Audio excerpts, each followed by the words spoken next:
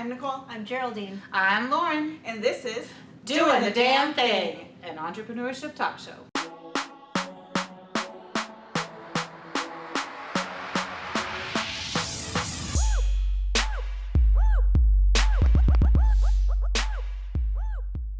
Hey everyone, welcome back to Doing the Damn Thing. I'm Carmen. I'm going to be here doing an interview today, a little special edition. Before we get started, just want everybody to take a sec to like, comment, share, and subscribe. Make sure you're subscribing and ring that bell. And we're going to get started. Hey everybody, so today I have a special guest. This is my friend Jordon Waters. And fun fact, we all went to high school together back in San Diego. So this is my buddy. We've known each other for a while. How you doing, man? I'm good. You know, staying alive in New York City right now currently. Doing the best that we can. Taking it day by day, but still being creative and having fun. That's what I like to hear.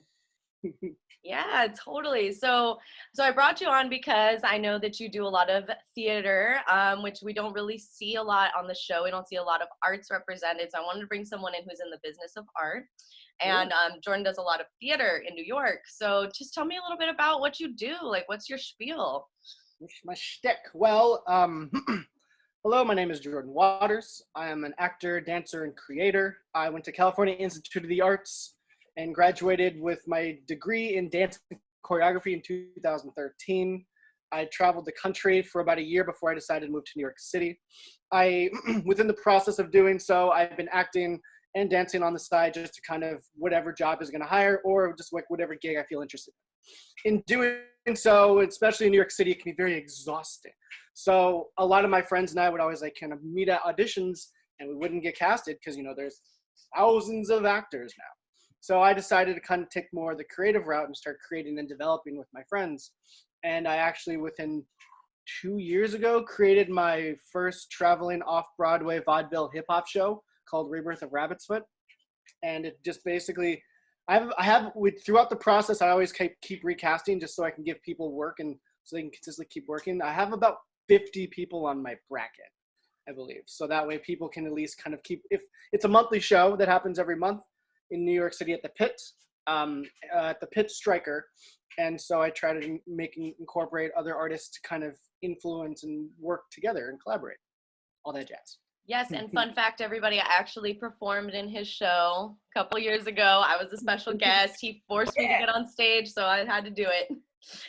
It just so happened that she was in New York, and I was like, well, what are you doing this day? And then, boom. I was like, well, I guess I'm going to be in a show. So I can tell y'all firsthand that his show is awesome. It's a show within a show. And he brings on a special guest every time from the audience, so that's where I kind of popped up out of the audience.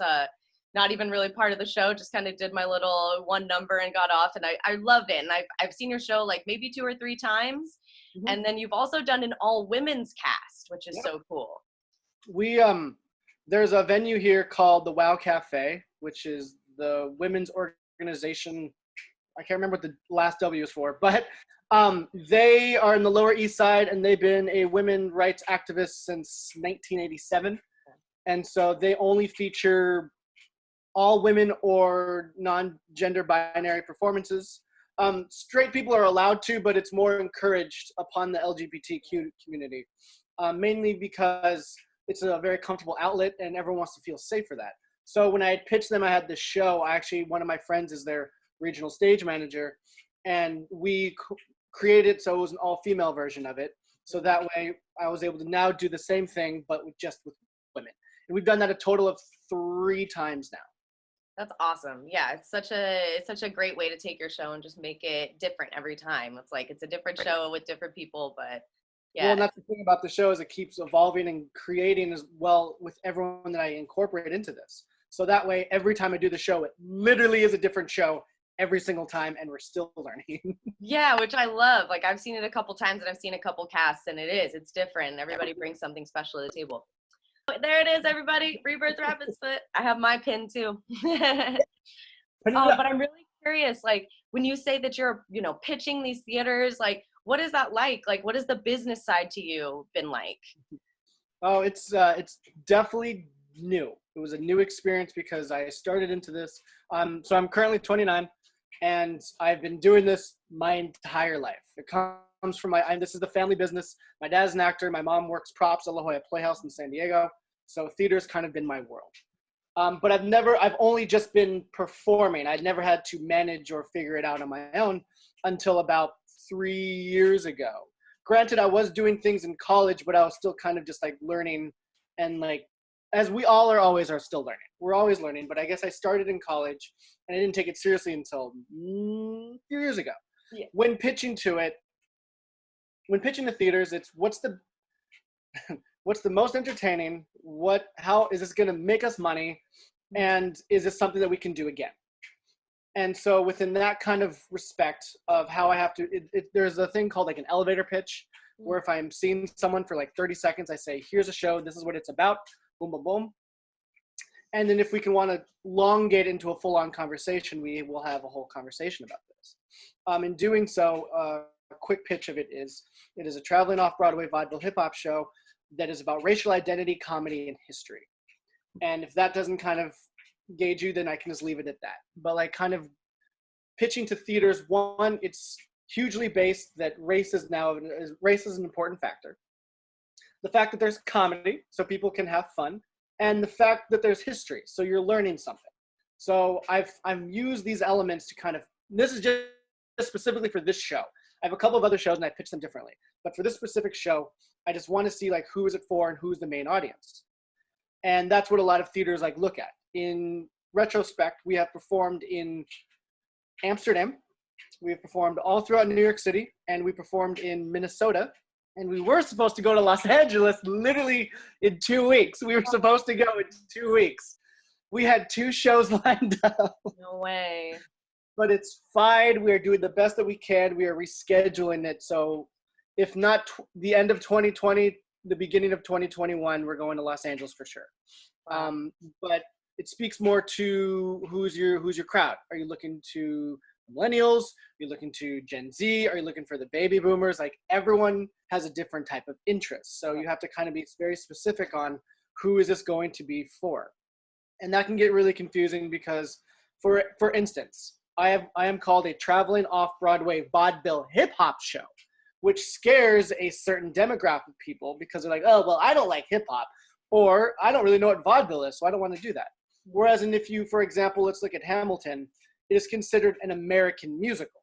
So at no point does it say that there's going to be hip-hop. At no point is it going to say it's just going to be all people of color. It's very specific on like, this is what this means. So to that specific pitch is universal to, well, Americans, but most of the world is like, cool, so this is an American show. We got it. So he kind of snuck his way into being like, hey, by the way, this is what it's also about. Boom. So it's just kind of like how you want to pitch it. And that's really just kind of what it is. When a lot of Broadway shows go like the new musical or the new fun twists, it's what's captivating, what's going to gauge the audience, and what makes people want to come rather than just like watch it on your phone. Like, yeah, what there's makes a lot of videos now. Theater is in person. We have to get ourselves out there. So you really have to, entice people to bring their whole self out to come see you. Of course. And, their money. It's like you can decide on doing a free show, or if it costs like $700, it's like, well, sure, I'll spend that instead of rent. So I also try to make my shows kind of universal between like $20 tickets at best. I also have like super discounts because ultimately I just kind of want people to come and enjoy themselves. If it's about the money, I do film because theater, there's not a lot of money in theater. It's about the live experience and seeing it in person. I have been working in film, so that's not an option. I'm actually currently writing a couple of pitches for some pilots. But needless to say, my niche is theater right now. Definitely. That answer your question? Yeah, exactly. And like, you were mentioning money and like money comes involved. Like, I'm really curious. So like, did you have to put money down to do these shows? Did you have to invest financially to produce these shows? Yeah. So last year I learned for the first time about 1099s. Oh. And you have to pay those back, which obviously makes sense. But because I was doing so many shows, I got so many back that I didn't realize how that goes into play. So then I had to get a savings account that I had to turn into a checking account. So I finally kind of started understanding the ability of, here's the rabbit's foot card. So that way, when I do go to my taxis and I go, everything on this card, take it off. Yeah. So it's kind of, I've invested a lot of my time, energy, and money, mainly because I believe in it. I believe in the people doing it, and I just kind of want to see it be successful. And I know that if, for instance, if you're doing your own art, if you don't believe in it, then why should anybody else, if you're making it specifically? So with that, I don't mind giving my money to this because it's something I'm invested in. I don't have a house. This is an apartment. I don't have children. So there's a lot of where my money can go. I still have a savings account. I'm doing the best I can. But within all of this, I choose to spend my money towards the arts.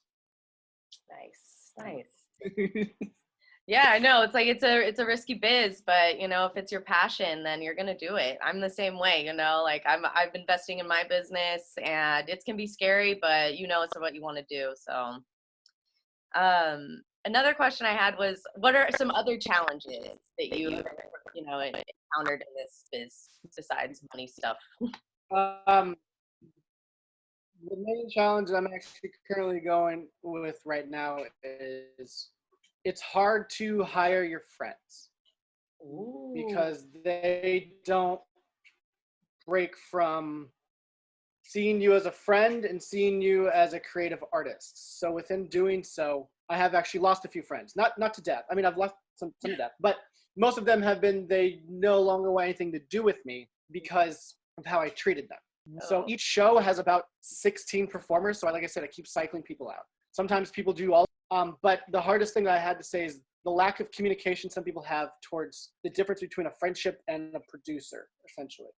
So that's what's been making this very, very difficult, is now I've officially started losing friends. And at the end of the day, it sucks because I want to be friends with everybody, but being friends with everyone isn't going to get me the job, because at the end of the day, I have to prove that I can do the job. So it's been a huge hassle, kind of losing people left and right, but I also gain people at the same time. So sometimes when I'm stuck in a situation of casting, and I would go to those specific people that no longer talk to me, it now opens up my platform to meeting new people. So it kind of is a weird double-edged sword of losing people, but also gaining people at the same time. Totally. So far, that's been the biggest challenge as of right now, besides the money. You got to find your tribe. You have to find your collaborating group, the people that you work well together. It's such a challenge, you know? Yeah, it's one of those, like, I need to find people that want to invest time into doing something that's still being creative, that's not an instant satisfaction. We have to cry, we have to yell, we have to laugh, we have to agree, we have to disagree. So that way, when we do go to the next page, because we're always turning pages, we can say, well, remember this, this, and that, and now we're this, this, and that. And that can always still be the same thing. We can still argue and disagree, but at the end of the day, we really just have to communicate and listen to one another, because as of right now, like, you know, we're all going through the same issue, but with different situations. So it's like communication is key, as well as, like, if you don't want to do something, just don't do it. Don't force yourself to do something, because that'll just come out in the bad end. Right. Resentment and all this, like, heavy feelings because you did something you didn't want to do. It's like, you got to be true to yourself and do what you want to do. But yeah. So what have you been up to lately? Like, how are you staying active? I think I saw a show on live, which is pretty awesome. So tell us a little bit about how you're staying creative during these times. Yeah. So, before we were in quarantine, I was offered a 1-year contract to do another monthly show. And this show, I feature it's called, let's see if it comes up. Boom. Nope, not that. Boom, there it is. Jordon Waters Presents. So every month, I'm Jordon Waters. I feature a music guest, a dancer or choreographer, a comedian or comedy group, and a co-host. And then I'll sometimes bring on a special guest if I have time or if the theme allows it. Each show has a different theme. So we go through these whole ideas of like what the theme means. So for example, I have my grimoire right here, which is my book of insecurities. And fun fact, my first show, we had the identity was a theme. And then the second show which was a few weeks ago, or last week, was family-based. Now, what's fun about this is we had to write it backwards for the live show because of the camera. So this right now, if you look at it normally, does not make sense, but looking into the reverse camera makes. So that was like one of the things that we kind of had to learn in doing so. Presents is something that I'm doing every month. If it's not live at the Pit, every first Monday of every month, I'll do it on Instagram Live, or I'll talk to some people and we'll still be in kind of collaboration. So May 4th is the next one of that. All right, May 4th. I've also literally been nonstop with just like writing and drafting. Yes. Currently, I'm actually making another show, which is Down the Rabbit Hole, which is a choose your own adventure. So basically what you'll do is it'll be a show that'll either be live or on Instagram Live or actually live. And basically throughout the show, you'll have two options on which way we'll go, and that'll lead you to a different performer. So each performer would have like a different kind of slot, and you keep going. There's 3 total different endings. There's a short ending, a good ending, and the true ending. So we're going to try to experiment with that within the next few weeks and see how that gets read. But we're overall like kind of like doing the best that we can. I'm also pitching. Oh, I don't have that script. But before all this was introduced, the whole quarantine, I was actually offered a chance to write for a pilot. I had a couple of producers see Rabbit's Foot live, and we were kind of in communication on, hey, what would this look like if it was on TV? So within that, I had to reestablish the entire story, because rather than making an hour and a half, I have to make it last a season or 2. In doing so, I have to create some video context for pitches that can only be a minute and a half. Mm-hmm. So it's like I'm in the midst of writing all of this, like these characters, and like reevaluating how they can last in the long run, how they can work in one joke, how they can work within an hour. So it's been crazy. Even in doing that, I'm trying to keep myself sane. I know it's weird. So I play a lot of video games. Been cooking like everyone else. I'm also still working out, doing those push-ups, pull-ups, sit-ups, mainly because I have to keep the body and the mind active, or else I'm going to get lost in my purgatory. And we're all succumbing to our 5 stages of grief, which is, the denial, bargaining, anger, depression, acceptance, and it still keeps cycling. Yeah, totally. Through all that, it doesn't have to always be the same ones in the order. It can always be spread around. That's also my girlfriend, Amber, who's an artist. She's on holiday. Jordon challenge that I encourage everyone to do. And that's also JORDON challenge. Because once you understand the T, this will all make sense. Because, honey, we don't have time for this. We can find a way to light up, but, everyone's kind of different. Because the corona is really a virus that we're really going to live in. Please don't let yourself be controlled by what's happening on social media. And sometimes clean up after yourselves, because yesterday we found a mouse. So yeah, we're encouraging everybody to do the hashtag Jordon challenge. Just it passes the time, but it also kind of gets your mind creative, because you have all these things around you and we take them for granted, and everything can be turned into art or create a sentence. And at the end of the day, like, we only have each other, and keep ourselves sane. Hell yeah. Well, thank you so much for chatting with me today. I really feel like, we got to learn a lot about what you do, and a little bit more into the New York scene, the theater, and I'm so happy to have you as my guest. Everybody, again, this is Jordon Waters. I'm going to put his link to his Instagram and everything in the description box below. Please follow him. Please check him out. Check out Rebirth's Rabbit Foot. And then, again, please like, share, comment, subscribe to Doing the Damn Thing. Thanks again, everybody, and we'll see you next time. Thank you. Bye. Stay safe. Wash your hands.